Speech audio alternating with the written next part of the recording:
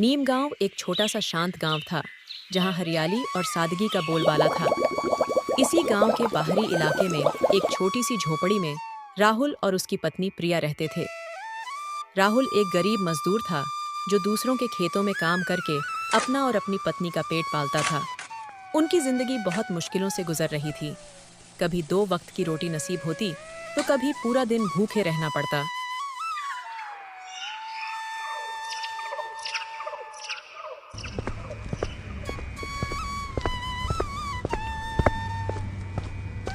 एक शाम जब राहुल थककर घर लौटा, तो उसने देखा कि प्रिया आंसू बहा रही है।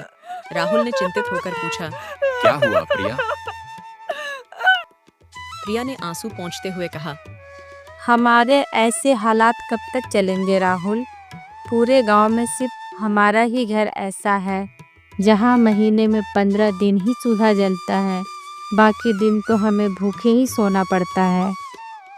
राहुल ने धैर्य से उसके कंधे पर हाथ रखा। चिंता मत करो प्रिया, मैं दिन रात मेहनत करता हूँ। एक ना एक दिन हमारा भी समय बदलेगा। लेकिन आप कब तक दूसरों के खेतों में काम करते रहेंगे? प्रिया ने गुस्से में कहा।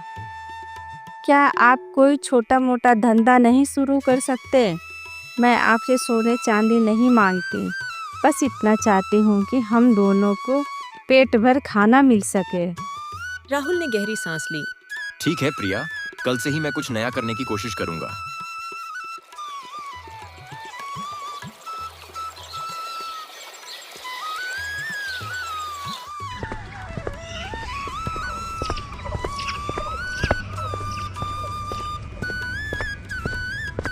अगले दिन से राहुल ने गांव में छोटे मोटे काम ढूंढने शुरू किए।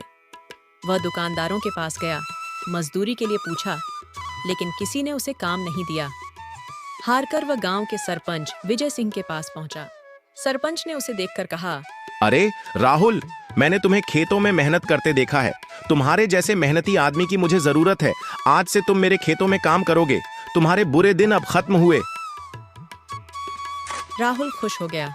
अब उसे रोज मजदूरी मिलने लगी, लेकिन फिर भी उसकी गरीबी दूर नहीं हुई।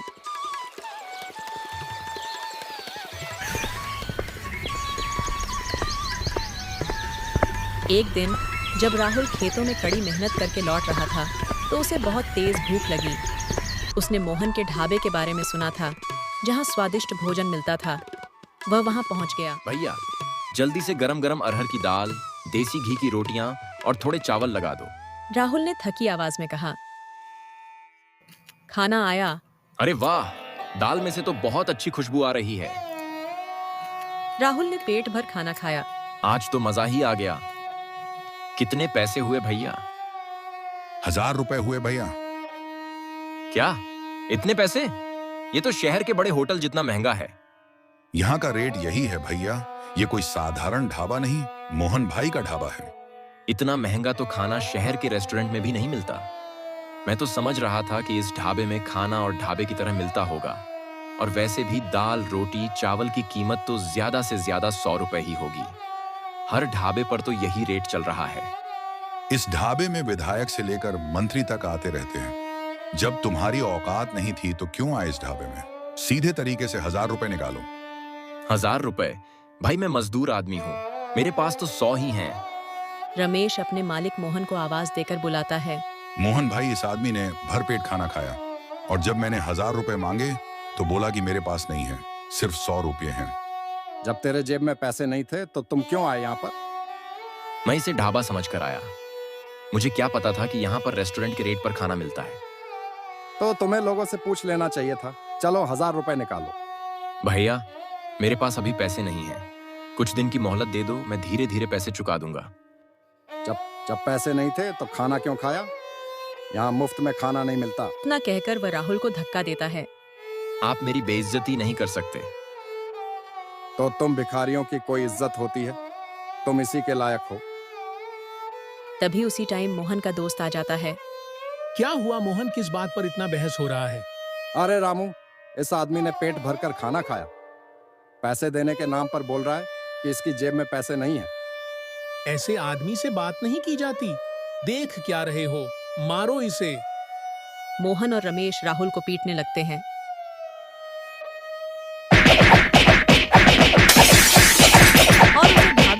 धक्के देकर बाहर निकाल देते हैं।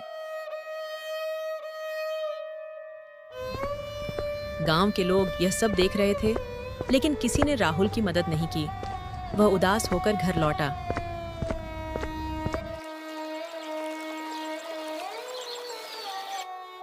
जब प्रिया ने राहुल की हालत देखी तो वह बहुत गुस्सा हुई। ये क्या हुआ? किसने मारा आपको? राहुल ने उसे सारी बातें बताईं। आप क्यों गए उस ढाबे पर खाना खाने?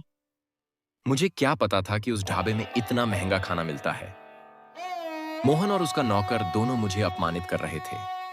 गांव वाले वहीं पर थे, पर किसी ने मेरी मदद नहीं की। सत्यानाश हो उन गांव वालों का। कम से कम मार खाते हुए तो बचा लेते। आप चिंता ना करो, मैं इसकी शिकायत सरपंच से करूंगी। ये मोहन कौन होता है गरीबों को मारने वाला?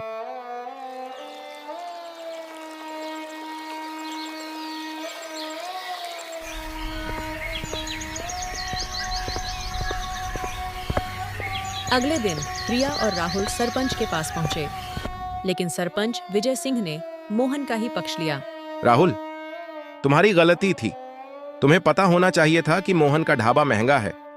अगर पैसे नहीं थे तो वहां क्यों गए? ये क्या सरपंच जी, आप मोहन और रमेश की तरफदारी कर रहे हैं। मैं तरफदारी नहीं कर रहा हूं प्रिया, जो सच है उसका साथ दे रहा हूं। अगर इनके पास पैसे नहीं थे तो वह कुछ दिन का समय नहीं दे सकता था? मेरे पति को पीटने का अधिकार किसने दिया? हाँ, ये गलत किया मोहन ने। तुम चिंता मत करो प्रिया, मैं मोहन से इस संबंध में बात करूंगा। मुझे नहीं लगता कि सरपंच कुछ करेगा।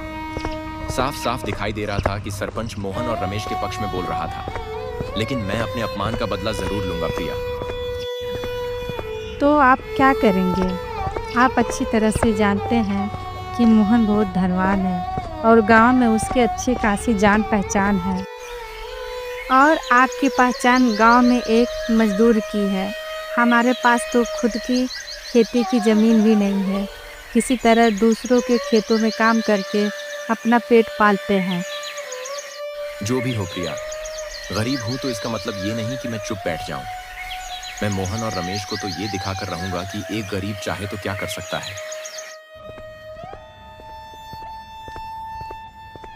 राहुल बहुत निराश हो गया। वह गुस्से में जंगल की ओर चला गया।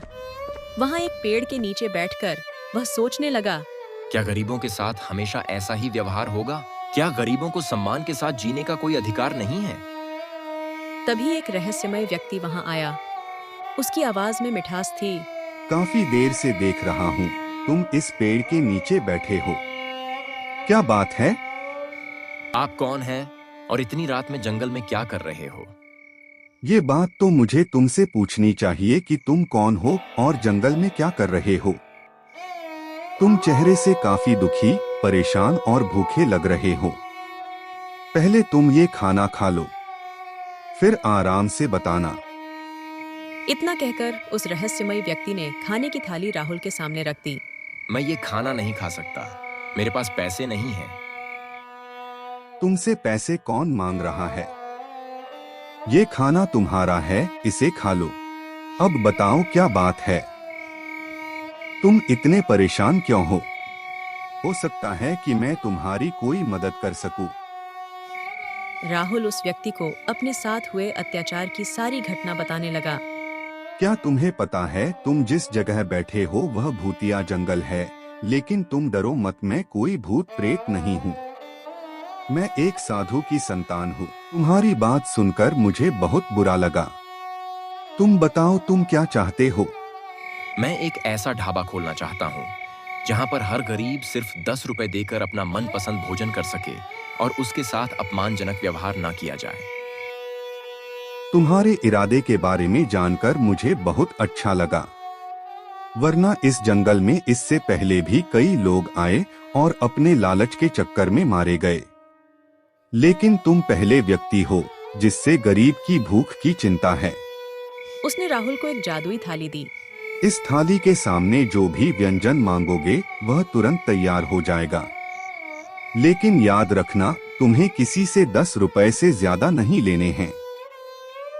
अगर लालच किया तो यह थाली काम करना बंद कर देगी।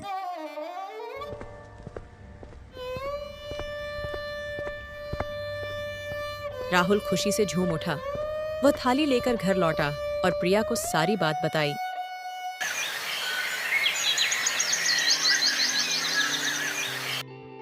अगले दिन राहुल ने अपनी झोपड़ी को ही एक छोटे ढाबे में बदल दिया। राहुल ने उस थाली के सामने खड़े होकर तरह तरह की व्यंजन के नाम लेने शुरू कर दिए।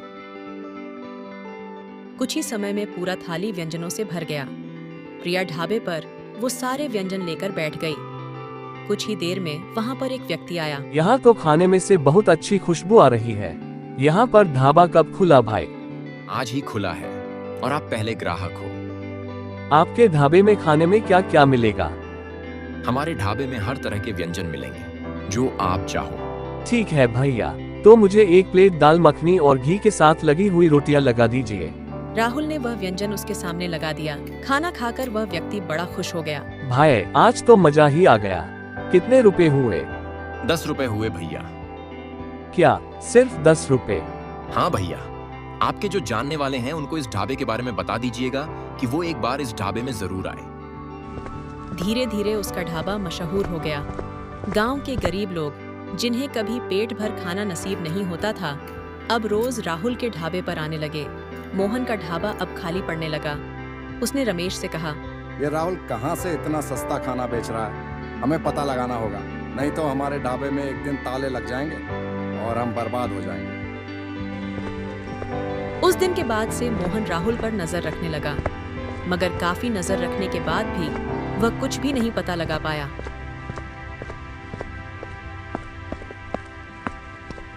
एक रात वे दोनों चुपके से राहुल के घर पहुंचे तो वे राहुल को जादुई थाली से भोजन मांगते हुए देख लिया। अरे ये तो जादुई थाली है। जरूर इस थाली में इसने कुछ न कुछ उल्टा सीधा किया होगा, तभी तो इसमें से वह जो भी भोजन मांग रहा है वह आ जा रहा है और इसी भोजन को वह लोगों को 10 रुपए में बेच रहा है। मोहन राहुल और प्रिया से नजर बचाकर उस गुप्त कमरे में घुस गया और थाली से राहुल की ही तरह भोजन मांगने लगा, मगर उसे जादुई थाली में से कुछ भी हासिल नहीं हुआ। मोहन क्रोधित होकर अगले दिन सरपंच से शिकायत की। राहुल जादू टोना कर रहा है। लेकिन गांव वालों ने राहुल का साथ दिया।